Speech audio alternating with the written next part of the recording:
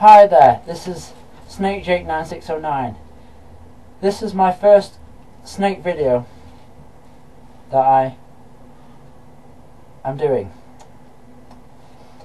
Today, as this is my first snake video, I'm just going to show you the snakes I have so far and tell you about my future plans for these animals and future breeding projects for these animals, and what other plans to do with this business in herpetoculture.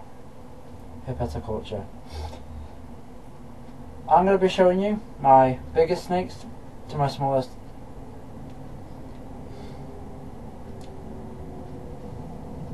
So, I'm not going to keep you waiting, and I'm going to get down to it, okay? This is my first snake and my biggest, as I just said.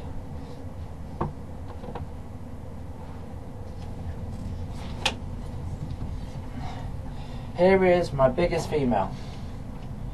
She is going to be my first boa that I've ever bred, and I've been planning to breed boas for going on 3 years. She's pretty good size and good enough to breed.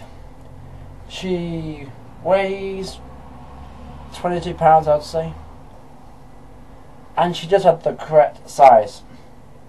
She is reaching 6.5 foot at this time, and is old enough to start producing. She is 4 years old. She's got pretty good size and is very healthy and lively, should it be said, as you can see. She has a gorgeous head, as you can see. Good size, perfectly healthy, rapid tongue clicking, everything normal that you would expect from a big boa like this. And there's nothing better than a big boa. Boa is impressive. See.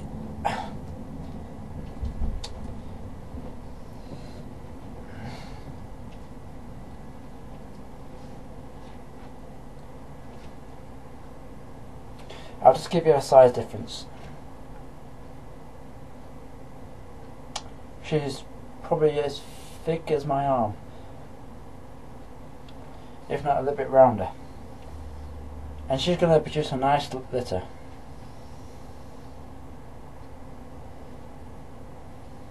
Her name's Rosie. Rose, as I like to call her. And that's her name. And is perfect weight for breeding and producing a nice healthy litter.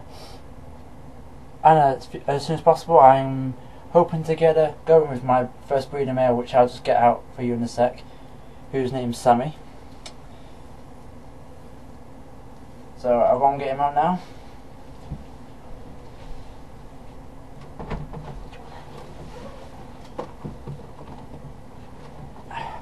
Well, here's my first breeder male. I don't want to keep him out too long because he's going to shed.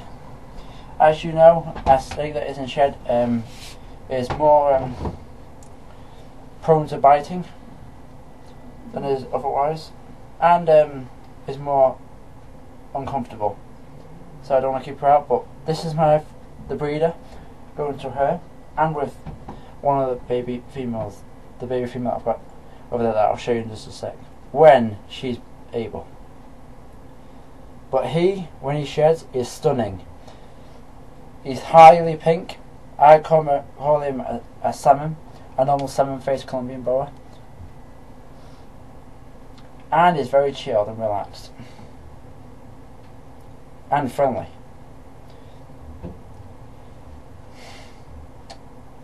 But I should have very good results because I have seen these two courting. I haven't seen any tail action yet, but hoping to soon. So I'll put him back now and show you my two baby boas that I'm going to be breeding for my future plans.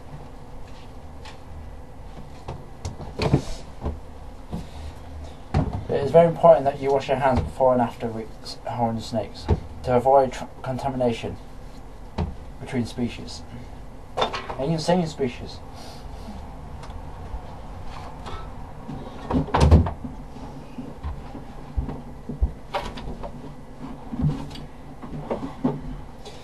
Here are the two baby boas that I was just telling you about, that are also part of my breeding plans. As it's going to be first time breeding, I want to expand into other snakes, and this is where I want to start off with. So here we go. I'll show you the individual snakes.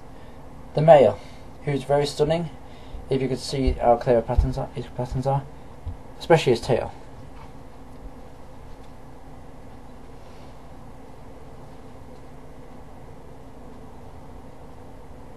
As you can see, very clear.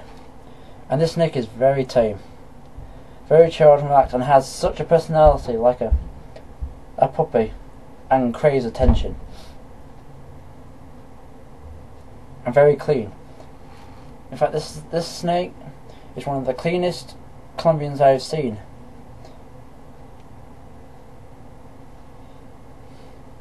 You'll be mad or insane to not think this snake looks stunning.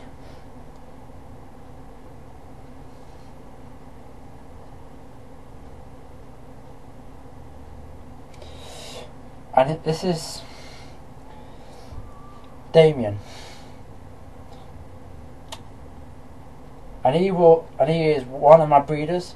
This is going to be both a breeder for this female, which I'm going to show you just in a sec, which is around my neck, and in there.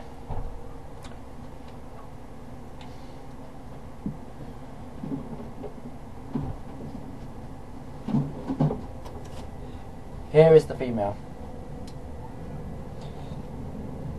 Her name's Starlight, and she is one of the lightest Colombians I've seen with a darker pattern, because when she's not in shed and she's at her almost darkest, it's a greyish, it's almost like a blue tinge, and it's almost hard to see if it's blue or grey. But she does have an impressive size, and these two snakes do feed on one large mouse every week. I feed them that way because I don't want to overfeed them, and I want to have a healthy weight for when they breed. In that way I can produce a healthier and bigger clutch, litter, for these.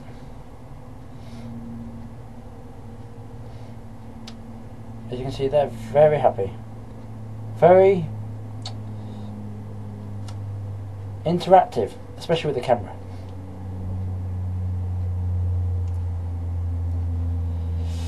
Now, the next snake I'm going to go up is the last snake that I have so far, but I will be getting more. And with each one I will give an update video on my new purchases. And not just snakes, but lizards. I'm also going to be I've also got plans to be breeding monitors, a variety of monitors. The small and the big ones, like the Sumatra water monitors and stuff, and Nile monitors and stuff, and black throats and savannah monitors, and tegus and bearded dragons. Like I said, monitors, but other lizards too. For snakes is not just enough for me in this hobby, it has to be everything. So, like I said, I'm gonna get the last snake I have out now and finish this video.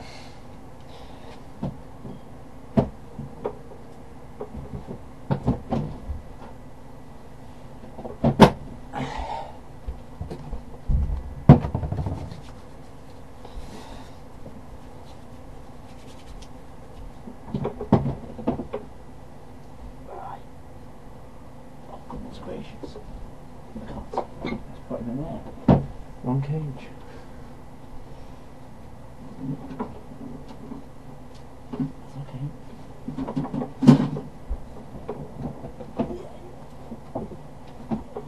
There you go. Here is my pride and joy. This is my female albino Burmese python. I have had another one of these before, but for unseen circumstances I had to give that one away. For not for my reason, because I want that snake so bad, but from other reasons which were far more important. Her name's Sunshine. She is our albino python, and she is the other plant there for breeding. And from this I want to go on to breeding the retics and anacondas and carpet pythons and such. And I'm very interested to get her breeding right away, which is right. I feed her one extra large mouse once a week, but she will easily take 3 of those in one feeding. For instance, when those 2 baby snakes don't eat, this snake will surely eat both of those mice and still be hungry. As you know, Burmese pythons have a vorational appetite, which is what they're famous for. But like I said, as I'm going to be breeding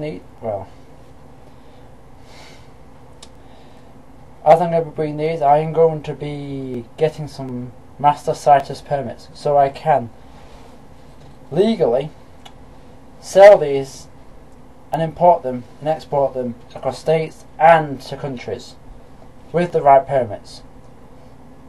And nothing's going to stop me from doing that, because I'll go all the extents to do it.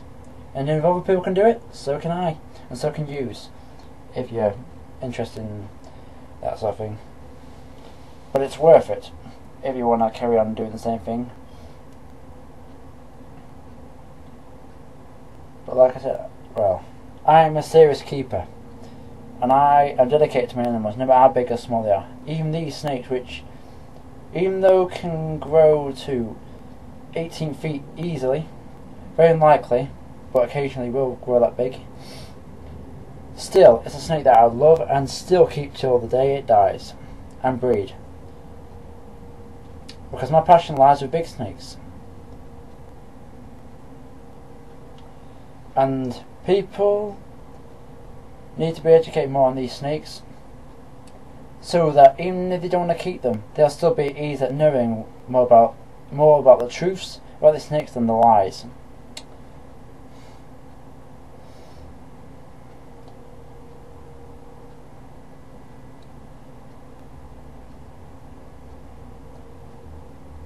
So, this is my last snake I've shown you. But I've got plans to get more of these, but a different morph. A granite, a green, a labyrinth. Anything to make the albino, to make a beginner morph out of these easy. But that's what I like to do. It'll take time, but I'll get there. And in time, with all these snakes, including this one, I'll give you updates on them, on their eating, their growth, their size, how they're doing, and any additional stuff to do with them. And other things too, new animals, new purchases, new equipment, new caging, and events to come up to do with reptiles and reptile related subjects.